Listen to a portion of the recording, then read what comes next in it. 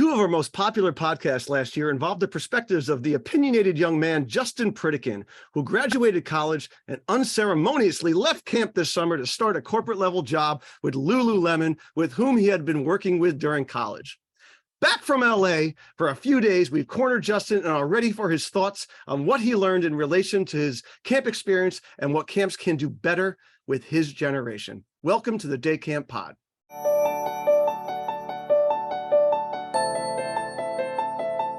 Welcome back to the Day Camp Podcast. I'm Andy Pritikin, director of Liberty Lake in the Philly suburbs of New Jersey. I'm Sam Thompson from Crystal Lake, Illinois, Crystal Lake Park District. And we are back again, ladies and gentlemen, with Justin Pritikin. Justin, how you doing?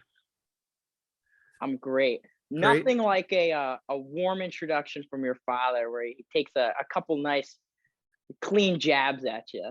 Hey, you know what? It's my forum, my podcast. You're on my podcast. Anyway, this show is dedicated to my friend Andy Siegel, who came up to me at the Project Maury thing saying, more Justin Pritikin. Okay. And Justin Pritikin said, you know what? Podcast should be short. It should be like 25 minutes long. You know, we got to be succinct and all that kind of stuff. I said, I don't know if that's long enough for Andy Siegel to be riding his bike around. Okay. He needs to do a full couple of, trips around the, whatever, where he's going. So anyway, we're back. So Justin, we're going to get right to it. Okay. So you've been, tell us what happened. Give us a little short, little truncated thing ever since we talked to you last. All right.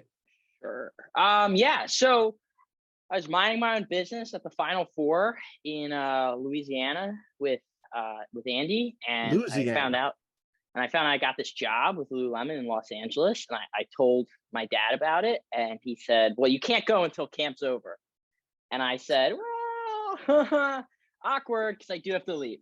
And so I moved to Los Angeles right after the 4th of July, during the 4th of July, actually. And I started working corporate for Lululemon at their their US North American headquarters in Los Angeles, California. So I work in West Hollywood. I live in West Hollywood. It's been a great time, learned a lot, done a lot of new experiences and whatnot. And yeah, it's been fun to be an outsider. Wow, that's interesting. And just, for those of you to get a little perspective, Justin started selling yoga pants in January at a little store in Pennsylvania. And then by July was out in LA. So nice trajectory, as we say. So here we go, Justin. What are some examples of some of the things that you learned at your time at Lulu that transfers over to the day camp world? Yeah, I definitely think, and this is none of this stuff's really going to matter with like kids. This is really just younger staff and staff in general, that kind of 16 to 26-year-old age range. Just really what the market wants in regards to just a lot of things. We are in this attention-based economy where social currency and relevance is the only thing that matters. And attaining that through the fashion industry is really similar with how people kind of approach life. And people talk about the experiential nature of folks my age and in my age range and how they want to do things, not get things. Yet at the same time, there's a Lululemon belt bag shortage for a reason. And it's because it's been, this is a really crazy statistic, and I can't tell you the metrics on how they get it because I don't even understand it. But the Lululemon belt bag is the most seen clothing product on social media over the last 2 years, right? It's a $38 fanny pack. But when you upsell it like that and you put the little Lululemon logo on it, it kind of runs away from the company and the control of it. And so, yeah, just seeing how fashion works and learning the market demands has been interesting. And I could go in 5 million directions based off that, but you're in control here, as you mentioned, Andy. All right, but the question, which I feel like I'm still listening to political ads now. The question was, what has you learned that transfers over to the day camp world? Okay. Yeah. Because like one of the things, I'm just going to feed you a little bit here. Okay. Because we're talking about doing a tri-state session on scarcity, right? One thing that Lululemon does really well is give people the sense of it's only here for a certain amount of time. You better get your butt to the store and get it because it's not going to be here tomorrow, maybe. Right. Yeah. No, that's true. Yeah. I mean, what they do is they'll release 10,000 of an item. when they could release 100,000 of the item and it'll sell out and they'll go, okay, cool. We'll release it in 6 months, maybe, or 4 months, or in a year, and it'll sell out instantly when it happens. And it creates a pressure on the market to keep monitoring the website. People become fanatical about the company and the product because of it. But yeah, I think what Lululemon does really well in a marketing sense to kind of take that and like go further with it is it's all peer-to-peer. There is no LeBron James of Lululemon. There is no big name athletes. Everyone is an ambassador. And these ambassadors are people in the communities that the stores are in. They want in that store for there to be a photo of Lisa, the yoga instructor, who teaches, 0.2 miles away from that store, wearing the yoga clothes. And then when you go to that yoga studio, Lisa's wearing the Lululemon product. And that's how they want to advertise within communities and things like that, and promoting people, which I think is a really smart way to do it. And it also kind of is their whole mentality around connecting people through sweat. Which is kind of their whole advertising scheme. But the big thing with it is it's a lot of local people posting on social media what these Lululemon things are, what they're wearing, how they're wearing it. And when we live in a generation of iPad kids, right, people who literally need to be watching a video or TikTok while they're eating, they can't start eating until they have something ready to watch. This is what works for people, and it shows them the low barrier entry, like that belt bag, to like get into the product. And it's people want easy ways to be popular and to achieve something that's like fun or cool to do. It's the same reason why pickleball is the fastest growing sport in America right now. It's a low barrier entry. You don't have to be that athletic, coordinated. It's not like tennis, right? And so that's kind of their approach, I guess you could say. Well, that's a great point about social media, and a lot of camps are doing a pretty decent job with that. In regard to TikTok, just your thoughts. A lot of camps are diving into the TikTok thing. And when I see people sort of selling on TikTok, even if it's selling that you should work at my camp kind of thing, it comes off as like really insincere, and it sort of doesn't seem like any of the other TikToks. What are your thoughts on that? Yeah, I think TikTok is a space that every camp should operate in. Folks in my age bracket spend close to 2 hours a day on it. And within those 2 hours, probably rattle through about 250 TikToks during that time frame, at least. But the thing with TikTok and camps doing it is it's about how you do it, right? Not what you do. And a lot of camps go about it, I think, in two fashions. One is the unprofessional route that you kind of mentioned, where like it does feel forced, and that doesn't necessarily come off as unprofessional, but like it just doesn't mesh well with folks who are looking for more lighthearted experience when like it kind of just attacks them out of nowhere.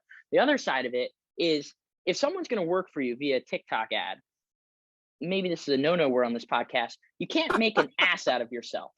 You can't make an ass of yourself. You can't look like some fool, right? And I understand doing trends and going things like that, but you don't want to be the camp known for the weird person dressed like this, dancing like that, because the random 16-year-old's going to look at that and go, I don't want to work for that weirdo, right? And then that proliferates this whole concept that camp people are weird, which sometimes they are. We all are. We do a crazy job and everything. But I'm not saying we have to be cool, but like, that's kind of a turnoff for a lot of people to go in the woods and hang out with this guy. They're like, oh, all right. So if you were the head of a camp, right, and you had to start making TikToks, what would your TikToks look like? Yeah, that's a great question. Hire me and I'll answer it. No, you won't work for me. Refuses. That's true. I refuse. Yeah. Well, that's why I went to Lululemon, man. That's the whole another. All right. Whatever. That's TMI going on. Come on. But we have to be what people kind of want camp to be, right? In the sense of when people are looking to work at camp, and this is going to be where I kind of like jump off that, like the whole resume thing, and where I get mad about that stuff. It's like we have to show people what they kind of want from camp, in the sense of I always start with the word fun, but if the funnel starts with fun, then we get to like, becoming an amazing leader and a well-rounded person and the best experience you could ever have as a college student, so on and so forth, right? And so when you show people what they can become from working at camp, that's one part of it. The other people is show who worked at camp. Show me who I'm going to be spending my time with. Show me what they're like.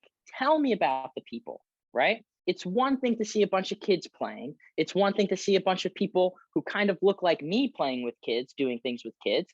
But I want to know who I'm going to, spend these 8 weeks with, right?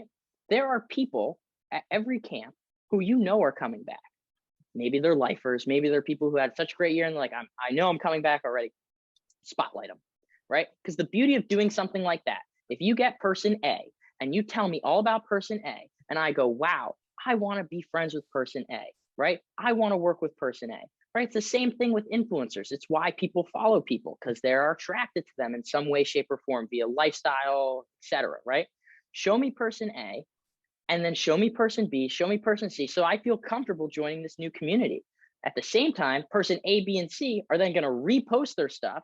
And that's the best way to get staff, is someone who's really passionate about camp, who's cool and young and works there already, telling other people. And when they have the avenue to do that, that's going to get more people than your silly little ad that you sent to the guidance counselor and have, Miss Jacobs, 55-year-old guidance counselor, you should work at this camp, because that doesn't mean jack crap.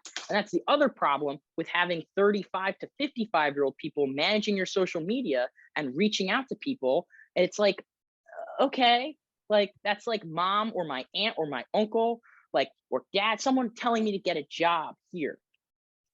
People buy into the people who recruit them in a lot of ways. And if it's a young person talking to a young person, that is so much easier, because I can be like, yo, look, and put on that young person voice that I'm slowly losing as I become a corporate machine, and give it to it on the real, because Andy, I'm going to kind of throw a little crap at you, but like when you have a 55-year-old, yeah, good. When you have a 55-year-old interviewing a 16-year-old kid, you kind of like are reading it like a terms and conditions to them. And even when you're like trying to make it loose, when you're trying to be like, oh man, but it's a lot of fun. It's like, well, fun for you is a night off from the kids, or for you going to a Roger Waters concert, Andy. It's like these people want to see little baby, want to, whatever, right? You get what I'm saying? So it's just, it doesn't mesh well.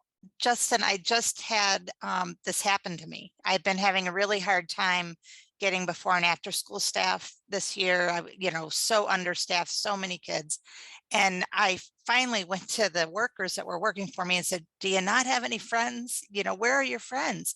And all of a sudden I got an avalanche. I just hired 10 people last week, and they're all turning out to be similar to the person that I had already hired that I enjoy. And so they're not sending me garbage. All of a sudden it's blowing up and I'm getting the right people. So everything you just said really just happened to me in the last couple of weeks, but you clarified it for me. So that's awesome. Look, the first thing I would do if I started a new job at a camp in suburbia is I would find out where all of the smart young people are going to hang out, what gym they're going to, what coffee shop they go to. And I would be wearing whatever camp t-shirt it is, and like being a happy, normal young person around them to just try to like get in with that group. Because once you get one and they flip another, then you have an absolute hotspot in an area. And so I think we focus on, going to that college, meeting this person. Oh, no, it's like, who are your best people, identifying them, and then kind of going after their friend groups from there. Because that to me is a much better known commodity than the random person who pops up in Campminder and maybe flakes out, because at least there's some other form of buy-in of like, oh, well, Johnny works there and like, I don't want to, kind of, people do think like that still. I promise, Gen Z, we suck in a lot of ways, but there is some, we do have morals to an extent. All right, before we talk more about staff, because, of course, that's a big topic these days. Just one last thing about Lululemon. All right, and we'll leave them alone, is the raving fans thing, right? Because I think that there is a huge similarity between the way that people think about their camp that they love and it's their place and all that kind of thing. This is the way that Lululemon has done that with freaking athleisure, right? So, you talked about, the social media stuff and the reposting and all that kind of stuff. What are other ways that you've seen that they've sort of been able to, grease the wheels on this whole thing and sort of exacerbate the whole raving fan phenomena? Well, I would say it really comes from their workers. What's so interesting about Lululemon's social media is they do have a social media team. I know a lot of them. They work primarily in LA. They're really nice, hip art director type people. Um, but a lot of the things that they put out there are to the educators, which is their word for sales associate at stores, to make content that they then repost. And if Lululemon with 9+ million followers reposts Jose's TikTok that he made about his haul, even though he works at Lululemon, like that's a really cool incentive to just do it. They're not going to pay you or anything, and so they build that with their staff by promoting their staff on all levels of the company. That's a big thing. I would say the second thing is um, the experience that people get. Lululemon does not need to have stores. They do close to 85% of their business through e-commerce right now. The reason that stores exist is to give people a good experience when they go there, whether it's to hem their pants, whether it's to return a bra that didn't fit, or to just pick up a belt bag or whatever it may be. And the amount of training that I've done for educators on guest experience, it's less training on technical product education and how to deal with X, Y, and Z. It's more of how to talk to people and work with people when they come in. It's to build that brand loyalty. And so they focus on that. They invest heavily on that. And they donate to the community. They give stores budgets to do things within their community. You might show up to a SoulCycle class and there might be a bunch of Lululemon people there and you're walking out with vouchers for free pants. Like that's what they want to do. And to build that trust and that, I guess, love. Yeah, it's we've been called a cult, at camp more than once. There's no doubt about it, but that is the kind of thing. I mean, you were telling me that there's Reddits dedicated to Oh yeah. Lululemon fandom. There is, and they're fascinating. People make predictions about things, when product's going to get restocked. Right. And these are not run by employees. These are by crazy fans, like your alumni, your camp alumni kind of thing. Yeah. Or the Malibu moms, like people who are just waiting for the new Wonder Puff jacket. Right. And it speaks volumes to, being more than just a product. And it's really interesting. There's a lot to be learned when you see like Nike and companies like Adidas investing in celebrities versus Lululemon kind of investing in the people who work there, but also in the areas where people buy stuff. Yeah. Well, what you were saying about the customer experience when you go into Lululemon, everybody's supposed to be super nice to you and all that, I mean, you can see the places that train that, right? I was just in a Nordstrom's, right? A good Apple store can do that. A good Starbucks can do that. Yeah, it makes a difference. It sticks to your brain. There's no doubt about it. Which is why, here's your circle back to camp, which is why when you have a highly trained 19 to 23-year-old that you trust going out there talking about camp, it builds better than, some random 35-year-old who might be highly trained, just because they're more prepared and more adapt to talk about those kinds of things with those people versus some random person, right?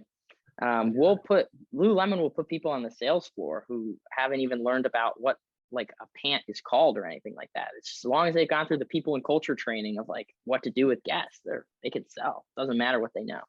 That's really important. And because the camps, we spend a lot of time in orientations on the nuts and bolts and not a lot of times on that you're talking about, the experience. Yeah.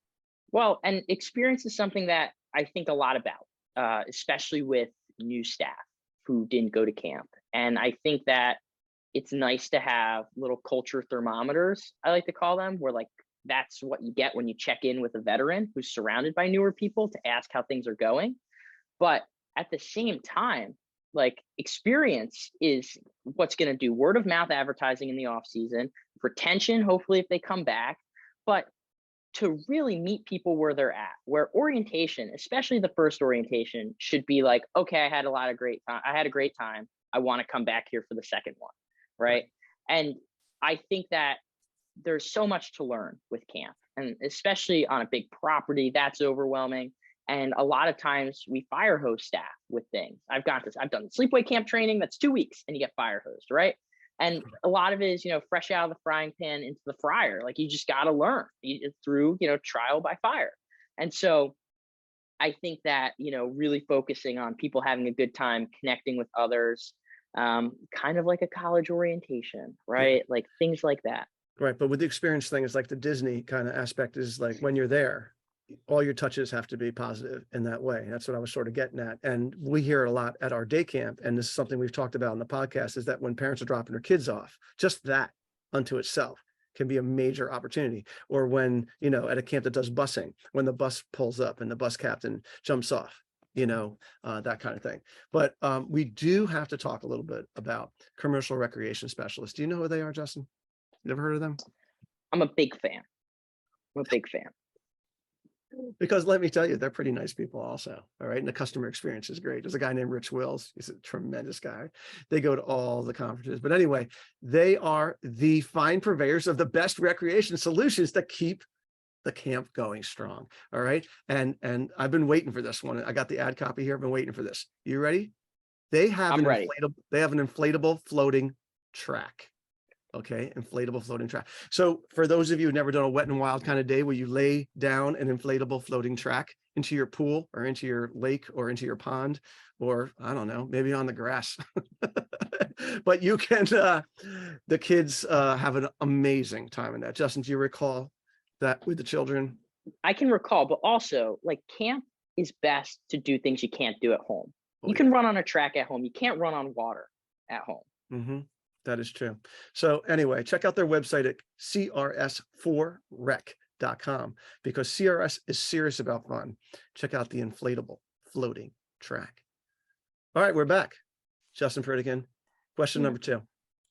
Before you jump Oh, there, I go was ahead, just Sarah. going to say, Andy, when you brought up Disney, I just found out that they have a 5 and 25 rule. So if you can, they enable their staff to be able to fix something if it'll take 5 minutes or less, and it'll cost under $25. So they can use their staff card to get a new ice cream if they see somebody drop their ice cream on the ground or whatever. So 5 and 25. It's I kind love of it. interesting. I love it. And you know, most camps we're penny pinchers, right? You know, whether you're a small rec program or you're a large private camp, like we're worried about every cent, and people get into this mentality of like, oh no, it's going to cost. Oh no, it's going to cost.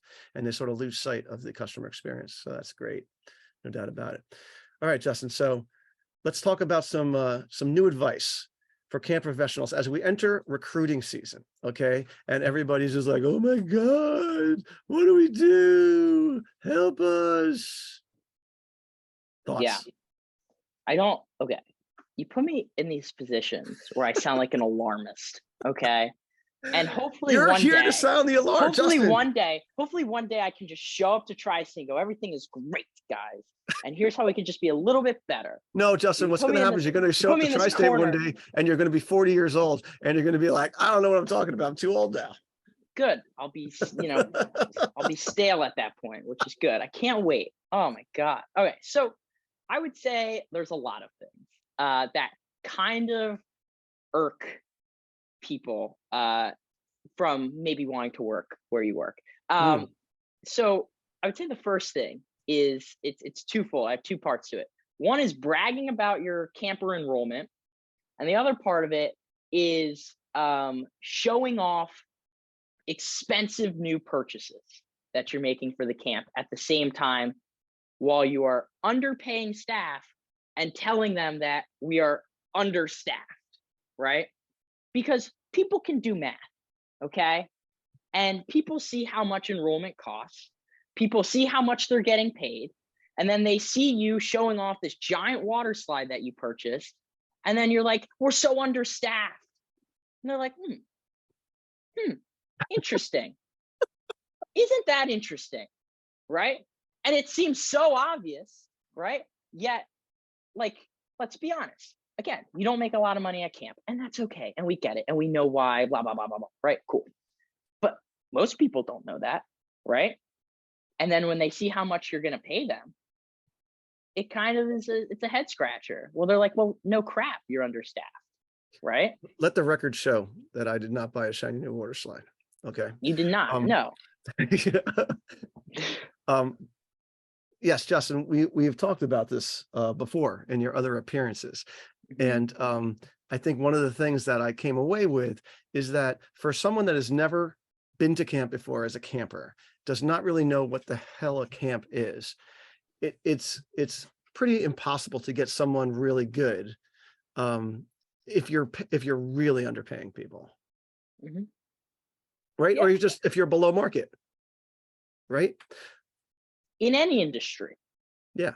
First, I mean, yeah. look, you were in Pennsylvania where the minimum wage was $7.25, the federal minimum wage, which is insane.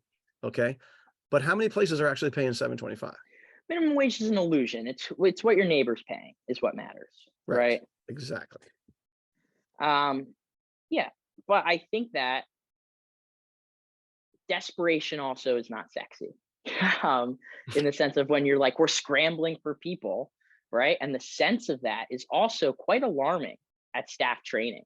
Last year, that was a big takeaway I got. Because as early as I dipped from camp, I didn't dip until July. So I did all the fun lead up stuff and had a little fun the first week of camp before I left. And people are kind of looking around going, oh, we're kind of short a handful of people. Or, oh, I hear they're hiring still. And it kind of puts a little nerve of uncertainty in the background of everything. And then when you're hiring, kind of anyone at the end of the game, because you're like, holy crap, I need a 16-year-old boy, so help me God, right? And we've been in that position the last 2 years, most camps. It's a little disconcerting to people who are at the top of their game, maybe in that 19-20 range of like, wow, like they're kind of just, it's not that big of a deal to work here anymore. It doesn't have the same, sparkle to it when they're just picking up this person and then they can't even fire them when they suck. That's a like, big deal. And That's then my job becomes harder and I feel underappreciated. And there's all these surveys and I've seen the results of things like this too, where people are like, hire more staff instead of paying me more. And I think that's a very like idealist to look at things, because I don't think you can do that right now for the most part. But I think like this is, the kind of world where, at least even in the corporate world, a lot of ways with what I'm doing now, it's kind of approach of like, hey, can you do more stuff for us and we'll pay you a bit more, instead of like, scrapping together another person to come onto this team or whatnot. And I think, really meeting people where they're at and then valuing people and giving them more of an opportunity, I think is an interesting angle that maybe not enough camps are really doing, because of like the group structure, and they feel like they can't flex them out more. And it's time to get creative. It's not time to stay stagnant. I think that most camps are learning this over the last few years, and most camps have raised what they pay, and that most camps understand this to a degree, and are relenting on that historical, this is what we've been able to do thing. I mean, look, you were talking to a camp last week that was paying high school kids over $3,000 for the summer to be there. That is not the first time that I've heard that. When a high school kid can make $15, $16 an hour working the drive-in at McDonald's, again, it's the going rate. So you're either getting, if you're not going to pay them the going rate, then you're going to get kids that may have come through your system that are just addicted to your place. They're going to come regardless. But most camps can't survive just on those kids. You have to be pulling. This is what I'm going to sound like such a freaking young person here. Yes, I agree with everything you just said. But here's the difference between working at camp and McDonald's. McDonald's and Trader Joe's, wherever, that is not as hard of a job as camp, right? And people start working at camp and go, holy crap, this is really hard. And I'm being paid kind of now, if you even say it's the same amount of money, I could make the same amount doing this. That's a real like gotcha moment in a lot of ways for people. And then, it's a point of inflection that they have to make of what they want their summer to look like from there. It's true, but Justin, put yourself in a situation of a camp operator, right? Don't you want the person that wants that challenge of that really hard job versus working at McDonald's? Like, shouldn't the person who wants to work at McDonald's work at McDonald's? Of course. One, young people don't know what the hell's going on or what they want. Two, like, let's be honest, right? Two, like, yeah, in a perfect world, but that's, young people don't have to challenge themselves if they don't want to, right? And when they realize, that this class is too hard, I'll just drop it, right? Or take it pass fail. Like, that's what college is like now, right? Yep. Or it's like, oh, this job is hard, I'm not going to ride it out. Andy, you didn't let me quit baseball in 4th grade. You're like, finish the season, then don't do baseball next year, right? Nowadays, kid's going to cry for 2 days in a row, and mom's going to go, oh, crap, give him an iPad and let him quit, right? That's just the world that we live in, right? And so when it gets hard for people, and this circles back to the experience thing, we kind of got to coddle people throughout the beginning. It's like what they do in college, not to keep bringing up college, where that first year at Villanova, that first year at any college is easy. Oh my God. It's just like, please don't be homesick enough to leave. That's what schools are doing, right? Oh, I took the easiest math class of like my life, my freshman year of college, because that's what you do freshman year, right? To feel comfortable so that you want to, spend $74,000 and come back the next year, right? Mhm. Which in this equivalent is light yourself on fire and work at a camp again. So So Andy, you're the money man. In most people's budgets, the staff are like, what, 80% of your budget? I mean, Yeah, I isn't mean, that it realistic? could be. I mean, 70s. I mean, whatever. But it's So a high number. It's the biggest part, no So doubt. maybe we need to do better letting them know they're the priority and that they're the biggest part of You're going to the give them whole. copies of your budget when at orientation. No, but I don't know. Got to get creative here, don't we? Yeah. Yeah. Well, transparency is a big thing, and I think what Justin is getting at is we can't bullshit people. That's what's coming down. And I like what he said about, people talking about how, oh, it's so easy to get campers, and oh, look at this great new, $500,000 pool complex we just built and all that stuff. And meanwhile, they're paying people $800 for the summer. Yeah, Andy, we talked about that before this podcast started about how the best advertising for camp is when you can tell people your camp's closed. Exclusivity breeds, attention Scarcity. in a lot of ways. Yeah, scarcity, right? And when neighborhoods and communities are talking about that, and the parent looks at the older kid and goes, "Oh, maybe you should work there," and it's like, I'm not going to pay a lot of money. Like it's really quick to get there, especially when the dates and rates for the camper is listed, and then the next tab over on the website is the staff pay. It's like right there, and it communicates a lot, and not a lot people don't understand the camp industry. There's one thing I've learned with like young people don't even understand that there's a camp profession out there. Like it's so insider in a lot of ways, and so they don't know what goes into like running a camp money wise, from insurance to like buying things, all that stuff. And so you can't even explain to people, but you have to understand like this disconnect is out there. Yeah, no, it's a huge disconnect. And, Justin and I recorded a TikTok thing for the American Camp Association yesterday. And one of the questions that I had to ask Justin was one word to describe the camp experience. And his word was rare. Yeah, there's nothing like it, right? Yeah, which is good and crazy. bad. Mostly bad. Oh, it is. Yeah. Oh, yeah. It's very interesting. Nothing like telling people you worked at camp, and then what do people tell you? You either get the people who go, "Oh, I went to camp and it was the worst thing ever," right? Or people going, "Oh, I went to camp and it was the best thing ever." No, but then that's 10% and 10%. The other 80% are just like, "Oh, what the hell's that?" Yeah. Oh, what's that? Yeah, exactly. Which is, something I think about a lot. Well, you at a like KOA? Did you work at a KOA? Exactly. That's usually what I get. All right. So listen up, folks. Scheduling is hard. Justin, I don't know if you've ever done like any kind of camp scheduling kind of thing, but one point in your life, you'll be able to. And I mean, let me tell you, I see what my friends up at Everwood do with their big Excel sheets and stuff. Woo! It's easy to make mistakes, and it affects every camper summer. It's time to make it easier, ladies and gentlemen. All right. You have so many things to be thinking about in your camp day. Don't wait until May to tackle your activity schedule. Get your schedule set up now. Let Camptivities help you create an engaging schedule without mistakes and less time, so you can get back to the other parts at camp that you like. All right. At Camptivities, does auto scheduling, camper scheduling, group scheduling, rainy day scheduling, and so much more. So if you're looking for a better way to schedule this summer, let's talk. They'd love to show you the next big thing in camp. Visit camptivities.com and set up a time to chat.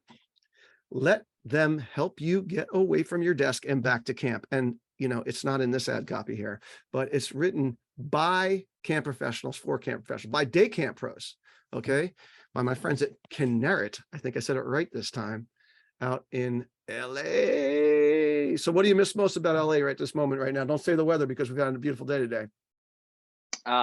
Being able to walk to where I want to eat.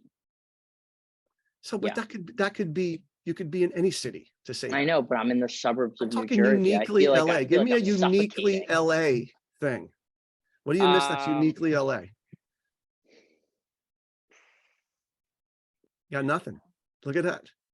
He's done. I don't know. All right. I'm tan. I'm tired. I don't know. Like, Well, I mean, it's nice. Hiking in the Hollywood Hills is nice. That's what it appears it to is be nice. It is from good the time. pictures you send. All right. So anyway, Justin, wrapping things up here. Can you give us a thing or two of what camps are doing wrong these days that's really irritating you? Yeah, I feel like we kind of touched upon this. I got two recommendations. Why call out a problem if you can't give a solution, right? Or maybe I'll just call things out. Who knows where this goes? But I think one thing is social media, right? I think that social media is a fun little manipulative weapon in a lot of ways, and it really preys upon people's emotions. And we hear a lot about negativity and things like that through social media, but there's room, there's space for positivity out there. And I think that as it gets cold and as people are getting bored, as you know, the dog days of college and high school and things like that are kind of just going race to winter break kind of, this is when we got to be pumping the summer camp social media, get people staff wise thinking about camp, showing off staff photos for people to repost, tagging staff, reaching out to staff in a non-email, hey, you want to work here again kind of way. I think that's the now thing that should be happening every day. But in regards to staff application, I would be really curious for a assistant director or director to actually go through their staff application process and to see how simplistic it could really be. Something that I think is a no-brainer is that the staff application for your camp should be able to be completed on your phone in less than 10 minutes. And I know there's ACA standards, and I know there's fun things you have to do in regards to that and other things, but making sure that your software that you're using to track that can do that is important. And like the dream is for you to be able to go to a camp fair or job fair, whatever it's under the name of, for someone to scan a QR code and to be able to apply now, right? Not have to create a CampMinder account, not have to download a Camp Canyon app or thing comparable to that, right? It should be able to be done in the moment, lickety split. And maybe because of the software that you use or how you track things, that's a Google form that you circle back to, and you know, you're able to get them to fill out the application afterwards. But to collect that information in the moment, it's a no-brainer to me. And if you don't have something like that and you're expecting people to go home after you speak to them, open up a computer, create a Camp in Touch account or whatever program you use, and fill out your staff application where you're going to ask them 5 open-ended short essay questions, you are unwell. You are crazy. You're going to lose people. It's absolutely ludicrous to have that kind of mentality. People, I can buy a $250 Nike shoe that's going to sell out in a minute, in 2 seconds, going beep, boop, 1 click, right? I can use Face ID in my phone to make a $400 purchase at a Costco, right? Like, this has to be streamlined. You can apply for Amazon in 2 minutes on your phone. You can buy a car. You can buy a car. Exactly. Yeah. So if applying to work at your camp is like sitting down and writing a college essay or jumping through a bunch of hula hoops or downloading an app, you are living in the past. You need to figure something else out because, oh Lord, you are losing people. Okay, so I'm going to throw it right back to you again, Justin. So all of a sudden, okay, I fall over and die. Okay, and they need you here at Liberty Lake, and you relent and you come back. Okay. And now you're like, I got to put my money where my mouth is. I had 1 million people listen to the Day Camp Pod, and I talked about that thing. So what am I going to do? So I think, so obviously CampMinder is awesome, right? And Camp Rain and Camp, whatever the other one is, Campsite, like they're all good at what they do, but you're right. They're cumbersome and most of them don't work great on the phone. So you would create a Google form that you could, right? Is that what you're saying? That would be like a preliminary staff application. Sure, you could do Google form. I can't give away what I would. Then I'm not a commodity. I got no secrets. You have to learn what Peter Ross is. Kidding. You give information and nobody's going to execute it anyway. So just that's true. That's very true. Yeah, there's a lot of ways to go about it. A Google form, I would say, is the easiest and less. That's like what anyone could figure out how to do. There's probably cleaner methods. I mean, I don't work in the camp industry right now. This is not something I've said. This is just something that blows my mind that no one's jumped on. I would say there's a lot of stuff in Microsoft. I mean, I use Microsoft at work, so like I just think of like things on Microsoft Teams and whatnot, and so that's where my brain goes. But yeah, this is definitely something that people should be exploring and figuring out, because like nothing better than that good old. I love CampMinder. I want to make that clear. I love Paul. I love Dan. I love everyone at CampMinder. But nothing better than that good old like, incomplete application with the kickback of like, finish your application email. It's like, oh, I have to go back and like do more. Are you kidding? And so it's yeah, it's tricky. We All right. use AppleTrack, and they just went to a system where you can do it on your phone. So finally, job fairs, we have the code now and they can, but our problem is onboarding. Our onboarding process is archaic and cumbersome, and they're out of town trying to, it's ridiculous, trying to onboard from out of town. Justin, So give 2 minutes about the Lululemon onboarding and how the experience of it. What, like in a corporate setting or like in like a No, retail setting? just recently. That's the frontline staff. Yeah. All right. So, I mean, COVID doesn't count. So, because we're out of COVID, but nowadays when you get hired, you go to like this like conference area, like a meetup, like, so like there would be a Philly metro area meetup that would pull from like South Jersey and Philly. And you'd go there for like a day of training, and it would be like me and like someone like a Dave Malter, who's a little older. And we both like work retail, and we tell you about everything, and we get you outfitted, and we have a lot of fun. And you get to know a bunch of people at different stores, because the stores have like little networks. And then you sit through some online training, and then you show up to the store and start working. And so you're just like, wow, Lululemon people are cool. That was a lot of fun. We got to know them, got to learn a little bit about the product and how the company operates. Let's go sell some product. And then, during that process, you fill out your, your working papers. If we don't hire, So, you have to be 18, but you but fill out what your if, stuff. I'm some 18-year-old and I fill out an application, online application on my phone, I'm sure, for Lululemon. All right. Then what happens? Group Like, interview. how does the interview process like start happening? Yeah, I mean, I think all the questions are honestly public at this point, but the group interview is kind of just like who you are and how you handle situations. And then the individual interview is just like, what could you bring to the team? And idea is a big part of Lululemon. It's inclusion, diversity, equity, and action. And so they try to make a well-balanced team of size, age, background, everything in between. And so just figuring out if you'd mesh. And so when you interview for Lululemon, you tend not to apply to a particular store. You tend to apply for a region. And then they kind of find the best home for you. So you'll be in an interview and it'll be like maybe 3 assistant store managers from 3 different stores. And they're kind of like, oh, I want this one. We're like, I don't know if this one would be the best fit. So on and so forth. So. Interesting. All right, Justin, thanks for your time. Really my pleasure. Look, it. Again, I love camping. I feel like I'm this negative person, but what? I guess the thing is, constructive criticism is good. Exactly. And it's hard to read the label from inside the bottle, right? And so I'm just trying to give a little outsider. Where'd you get that one from? I don't know, probably Lululemon. Someone probably said it to me, and I was like, that's a good one. It's a good one. So true. No, it's so true. Yeah. We camp people, we tend to be in our own little silos. And that's why we love going to Tri-State and some of these places like that, where we get all these other ideas, or listen to the Day Camp podcast. Day Camp. We what want a to thank, plug. What a wraparound. I want to thank the Go Camp Pro team, Camptivities, commercial recreation specialists, for allowing us to bring this podcast for you. If you like what you hear, you should subscribe to the Day Camp Pod on your favorite podcast platform. Check out the show notes from all of our episodes at daycamppodcast.com, as well as contact info for the show, our guest Justin, and for me and for Sam. Thank you for listening and making yourself a better Day Camp Pro. We'll be back in 2 weeks for another episode of the Day Camp Pod.